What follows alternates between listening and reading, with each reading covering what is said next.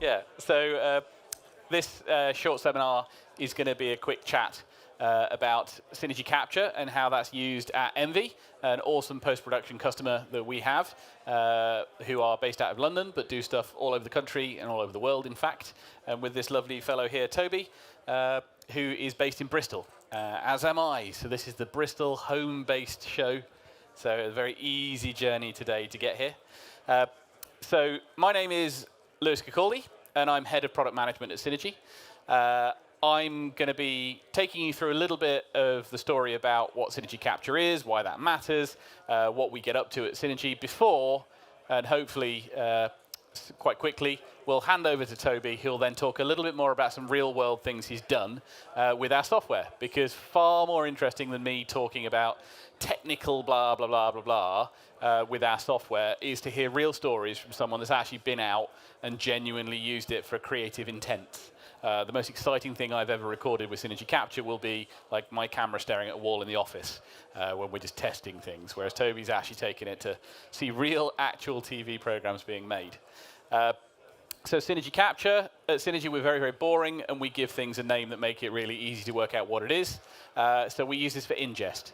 So the times that you would use Cinegy Capture is if you've got a lot of feeds and you need to be working with them quickly, you need to be working with them in lots of formats, and you need to be working with them reliably. So Toby will go into a little bit more detail about how that makes a difference in his job. I won't spoil all of his potential future nuggets of information, but then using some bullet point craziness, where my friend used every possible mode to give me bullet points on here. There's loads of features that maybe people could look at on the webinar, but the whole idea is that you can see there's lots of things around this software. I won't get too deep into this right now because I want to let Toby talk about how that helps them more than me just read through bullet points.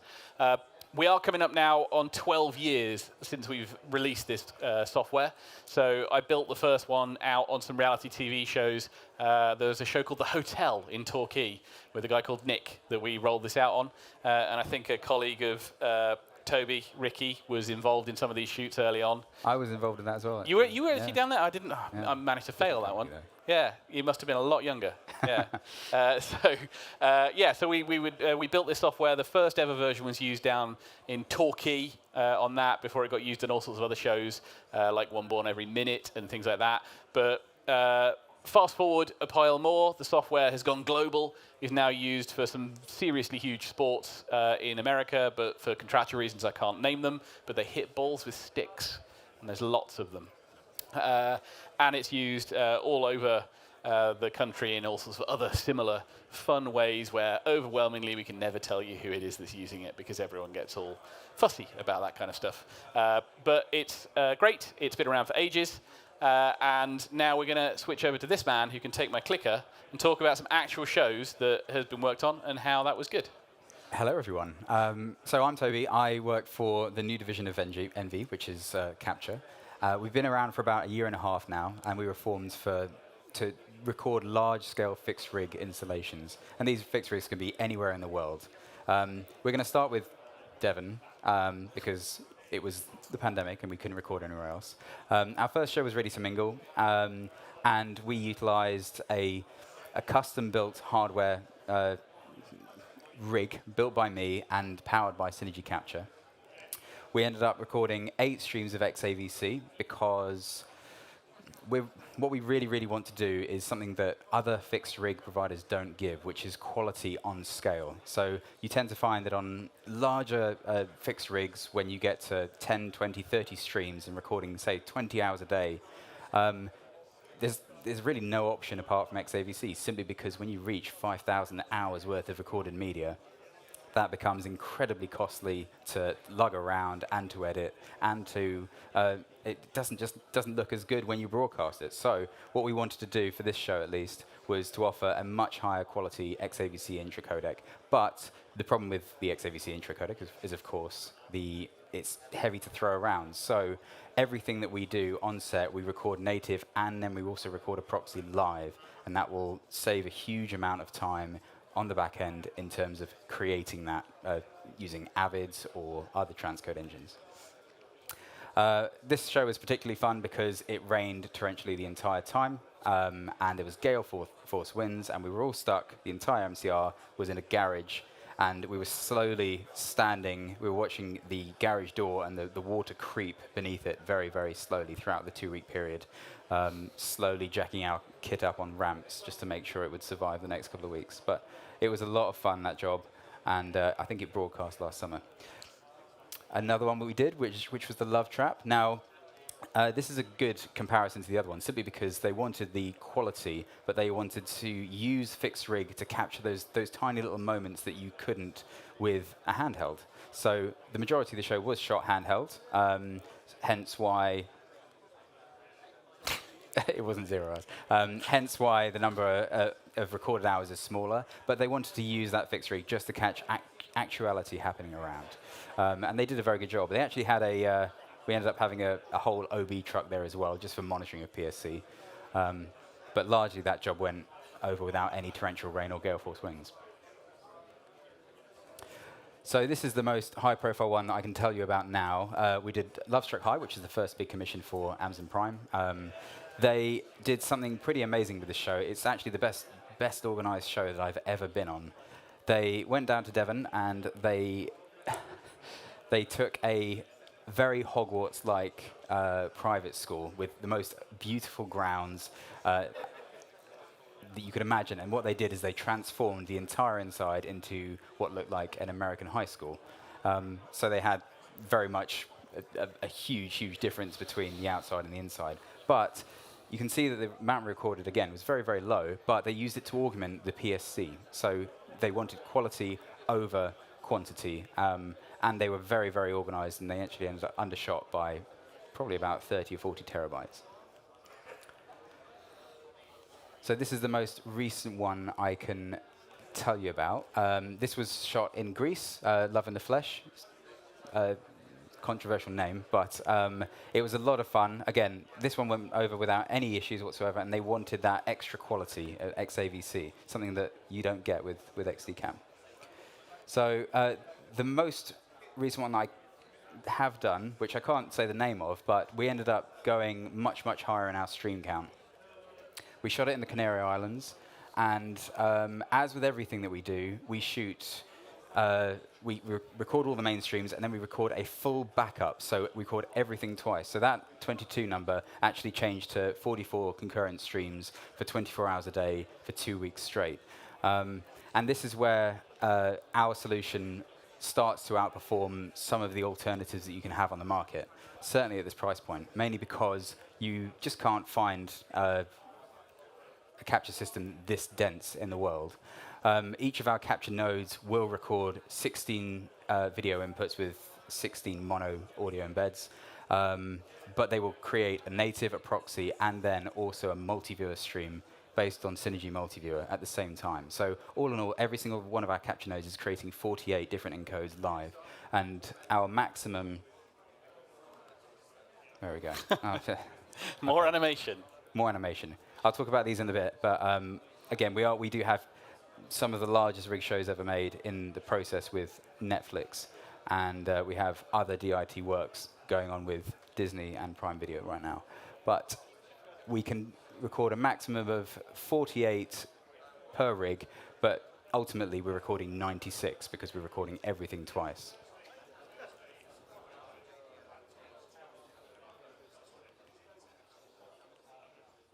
Sorry, the clicker is... everything is animated, isn't it? Every single possible animated thing, yeah. So these numbers are actually a little bit out of date. We've recorded probably about double those, but we need to update the website. In terms of hours recorded per show, we're probably averaging about 4,000 by this point.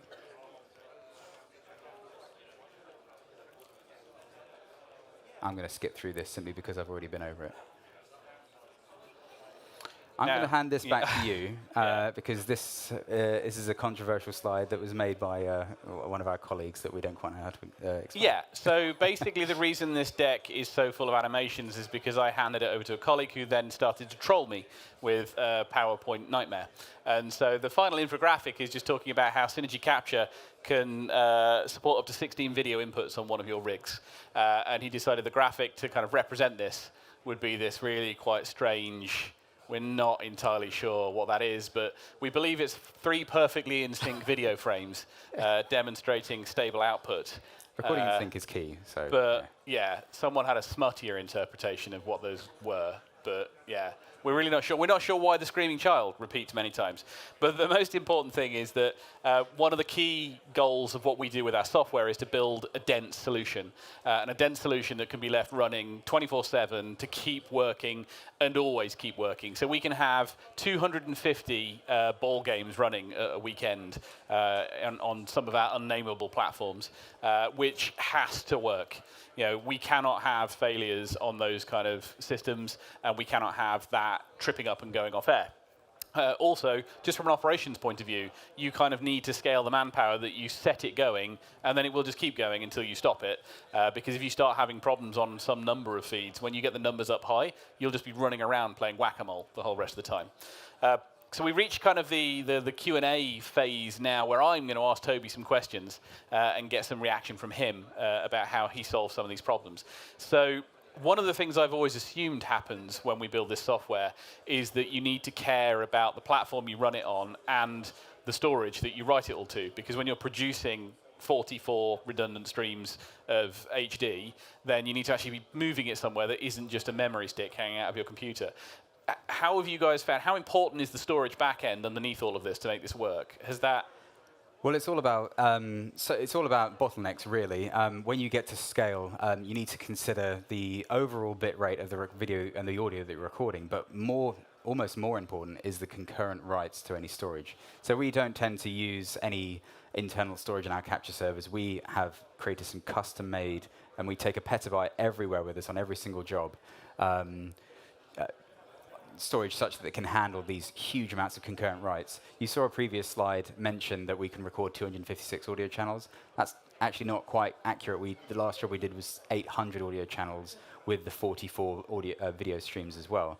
And that is what really trips up storage. And the great thing about Cinegy is it offers an awful lot of buffering potential. So you can choose because it all runs on x86 hardware, you can choose exactly where the buffers are and how much protection you've got, just to look, just to circumvent those little bumps in the road that the storage might happen, especially when you're capturing to it, creating LTOs, you're potentially transcoding from it, and then taking drives from it in order to send back to base to start the edit. Yeah, we have seen that a few times where people have tried to log support tickets saying, I pressed stop, and it didn't stop for like a minute.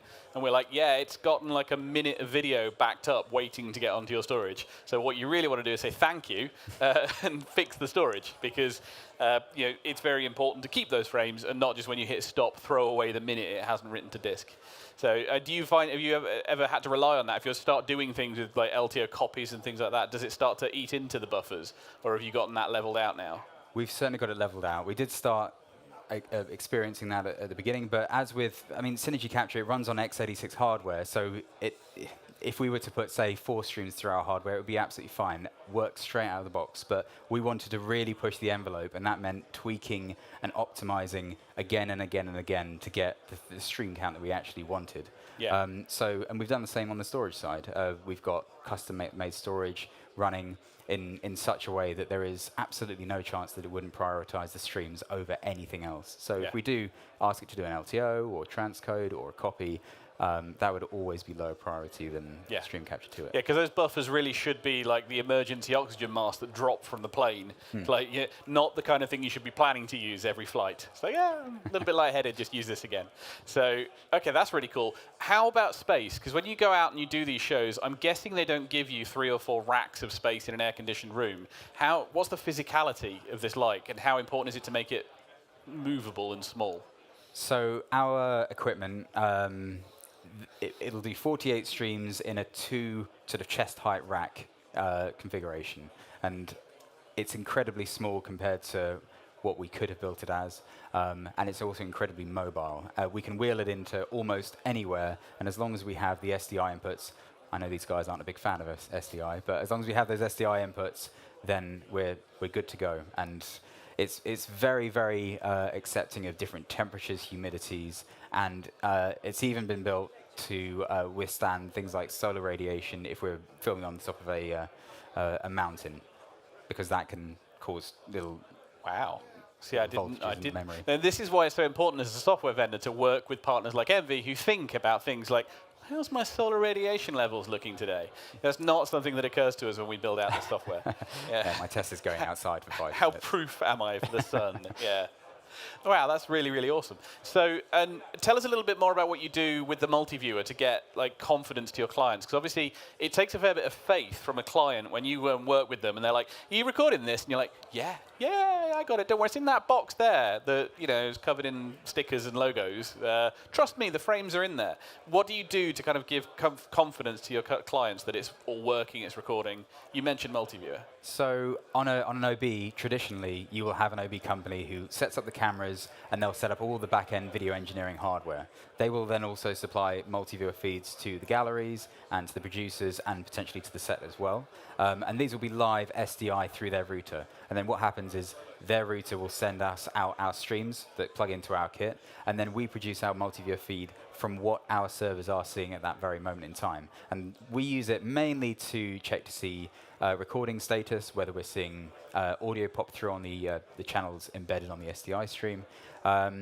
But ultimately, it's not a confidence feed for us. It's more just to make sure that things are recording and going well. If a stream goes black, for example, the first thing we do is check our inputs, check our servers, etc., make sure they're seeing everything. But actually, in a year and a half of running it on our servers, and we've not ever experienced that. So. Yeah, I mean, it's not something that should happen. Yeah. And often with a lot of these things, talking to some of our clients, it's more about giving them confidence in new technology rather than actually making sure the technology is actually working. It's like, how do I trust this? So one of my final questions for you on this technical stuff is, how important is it when you're actually working with the OB companies to get the right cameras out there? I mean, these days everyone's gotten quite used to just going, it's just an SDI lead, just plug a few together, it'll all be fine. Have you had to come up with some ways to actually deal with the fact that it isn't that easy? And how important is that when you get it into post as well?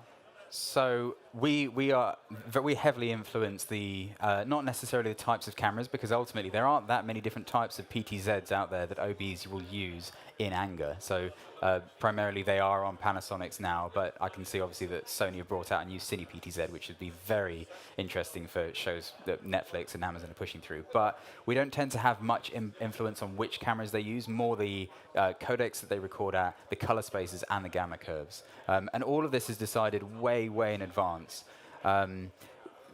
We would do it based on the show, based on the look that they want, and based on how much they want to spend in post and the coloring and the online. Yeah. We have done a few shows in, for example, infrared, where certain cameras will work better in infrared than others. But in some cases, when they want to use, say, handhelds, it's just a matter of removing the infrared filter and shooting in a very specific color space to just catch those little bits of information that wouldn't be caught in, say, 709. But again, everything that we do is planned as far in advance as possible, such that we can rock up and we know exactly what we're doing.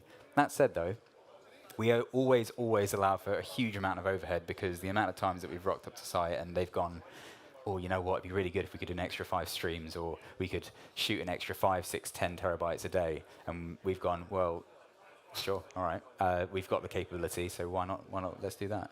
Yeah. Everyone always does that Columbo. Just one more stream. Yeah. So you touched a little bit on infrared there, and you mentioned color. So how much are you seeing now of things like HDR on these kind of much more practical shoots and volume shoots? How much more is HDR coming into your world, and how much do you think that'll be an important aspect of what you do moving forwards? At the moment, HDR is always only ever a conversation on fixed rig, simply because of the volume necessary. When you're shooting thousands of hours, any uplift in codec or color space is going to add to your storage costs, and it's going to add to your processing costs and post costs down the line. So we haven't had any UHD large-scale reality jobs yet. But we do have conversations with Netflix at the moment, shooting HDR for their upcoming shows. But again, it's a delicate balance, and it's also dependent on the cameras that they use and the cameras they decide. Shooting on a PSC camera, handheld, is a lot easier to create an HDR image than shooting on a PTZ, simply because of the capabilities of the sensor. So and someone somewhere is going to have to try and grade all that stuff back together to produce like a consistent output. yeah, when you're shooting SDR, everything's got a much closer look than if some are HDR or some do HDR really well and some don't. So absolutely, it comes into the final cost. Not just as simple as ticking HDR when you render it at the end. It will be, hopefully, eventually. And that's what you're working on, isn't it? Yeah. So we'll get there one day. Yeah. No. So it seems one of those things, and that reflects what we hear back from customers, which is kind of people want HDR, but there's a lot of legwork to do to actually get to that. It's not something like HD where you just kind of, we'll just put the HD cameras in and we'll switch out one for the other, and HD is HD and SD is SD, and maybe you can up-res some SD. It's a little bit more nuanced with HDR, especially when it comes to things like, well, that camera is and that one isn't, and you've got to then actually transform it and regrade it, which is a bit more difficult than just hitting the up-res button on SD. Well, I've got to say, it's a lot easier for me than it is for the post side, because they have to deal with EOTFs and everything like that. Yeah. I just shoot it in a color space, and Yes. here you go. Here are the primaries. Yeah, enjoy. Yeah, we get to suffer with that much more on the play-out side of the stuff we do, but we're not talking about that here today. So now I'm going to let people get past the weird blue swimmy thing slide, and let Toby come on to his last slide of like, how does Capture, the ENVY service, work? So at the moment, Capture is made up of 3 guys. It's me, head of tech ops, and an on-set operator. I design and build all of the hardware based on Cinegy software and obviously lots of other softwares as well. That means that there's an awful lot of internal testing and qualification. It's not an out of the box solution. You can't buy it off the shelf and have it do exactly what you need it to do every time. We need to tweak and optimize to the absolute max. And when I say, on the second point, operates as efficiently as possible, we need it to be the user interface and the way that it's set up to work with the people on set. We only have a couple of people on set, sometimes one at a time, 12-hour shifts rolling for 24 hours a day. And we need it to fall naturally to them such that they find their work easy. Also, redundancies. Your backups will fail at some point. Your main will fail, your backup will fail, and then you will be stuck. So always have a backup plan for your backup plan. And that's what we have. Luckily, again, Cinegy runs on x86 hardware, so we have capture nodes and capture servers, but we also have other servers doing other processes. And those servers, at a push, could just capture Cinegy. And that's the great thing. All we'd need to do is move a capture card across. Or the license. Yeah. So we have lots of get-out-jail-free cards, considering that we can be shooting in very remote locations. And getting servers out to just Europe now is a nightmare. It takes weeks, it costs a lot of money, and there's a lot of paperwork that's very difficult to understand. So it's great if it could all handle it whilst it's out there. And the last thing is, always check before you make giant architecture changes, because I've not done that in the past. And I've done silly things, but luckily it never caused any detriment to the ongoing job. Just make sure that you always check with your software manufacturer what is supported and what isn't supported. Yeah, and I suppose that key thing is when it comes down to working at scale, which is what you're doing. Anyone can literally grab a copy of Cinegy Capture and record a stream or two on anything. It just works. Once you start getting into scale, little mistakes compound. So if you've like worked out how much bandwidth you need, how much processing you need, how much capacity you've got to encode in frames, and you make that's wrong by 5%, that's then 5% multiplied by 44. And that's a much, much bigger pain to deal with. So just small things compound up when you then have that, and everything's multiplied by 44. I would definitely accept what Toby was saying there about do have a chat with us. We are very happy to be working with ENVY to get this stuff working, to make sure that they're happy and to make sure they can serve their customers, which is ultimately what we all want to do, and to keep making awesome telly. So at that point, I reckon we'll probably bring it to the final slide that just says Q&A. And then has a simulation of how Toby was probably feeling this morning. So possibly no one has any questions, or you can just come up and wonder and chat with us afterwards. hopefully you've enjoyed this. Hopefully there'll also be some people that watch the streams post-event as well. So if you want to contact us after the event, you can just email me at lewis@cinegy.com, Lewis, and Toby's available at, Toby. Oh, sorry, I thought you were displaying it. Toby. No, I don't actually know it. Yeah. But by all means, come and speak to us, and we can. So maybe some kind post producer will fix that error in post and put like the Cinegy and ENVY websites up afterwards. That's a myth. You don't fix anything in post. Yeah, fix it in post. Yeah. Just generate that. All right, thank you very much.